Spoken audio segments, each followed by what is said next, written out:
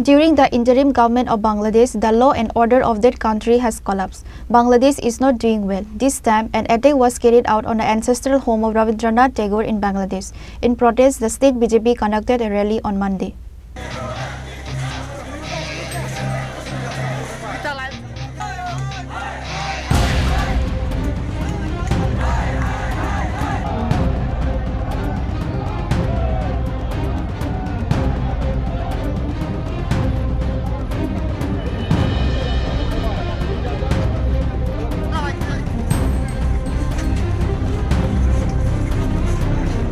Bangladesh is not doing well during the interim government of Bangladesh. The situation in Bangladesh is gradually deteriorating. Law and order in Bangladesh has already reached its lowest point, due to which religious minorities in that country are constantly being attacked.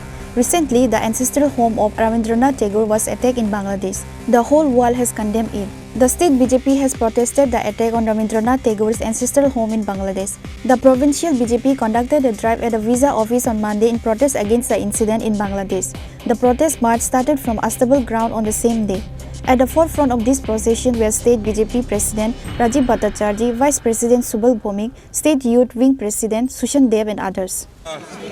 আমাদের বিশেষ করে এই বাংলাদেশ অন্তর্বর্তী সরকার UNICEF সরকার প্রতিষ্ঠার পর থেকে আমরা দেখে আসি আমাদের যারা সংখ্যালঘু আর বিশেষ করে হিন্দু সংখ্যালঘু যারা রয়েছেন তাদের দেবদেবতা মন্দির মঠ মন্দির আক্রমণ সংগঠিত করছেন যারা এই ধর্মকাজের সঙ্গে যারা রয়েছেন তাদের উপর আক্রমণ সংগঠিত করছে হিন্দুদের উপর আক্রমণ করছে তৎসঙ্গে গত কয়েকদিন আগে আমাদের বিশ্বকবি রবীন্দ্রনাথ টেগোর উনার যে পৈতৃক বাড়ি শাহজাদপুর বাংলাদেশে সেখানে উনার যে বাড়ি রয়েছে সেটাকেও আক্রমণ করেছে মানে এ ভাবা যায় না যে একটা সরকার না এটা পৈশাচিক সরকার শুধু মানুষকে হত্যা করা মানুষকে এবং সরকারি যে ধরোহর বাংলাদেশের যে ধরোহরগুলি আছে সেগুলিকেও ধ্বংস করছে আর আমরা এই বিশ্বকবি রবীন্দ্রনাথ ঠাকুরের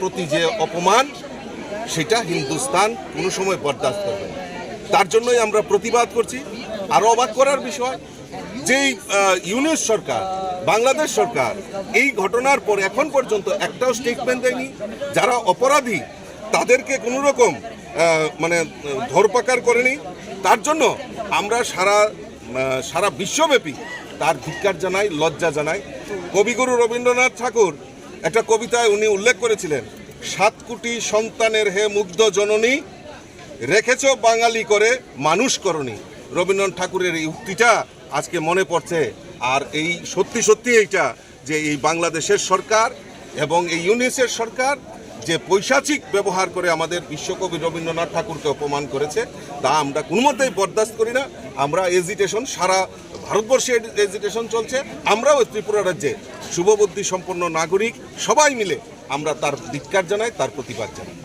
The presence of BJP leaders as well as BJP workers and supporters in the provincial BJP procession on this day was noticeable. Everyone condemned and protested the attack on Rabindranath Tagore's ancestral home in Bangladesh.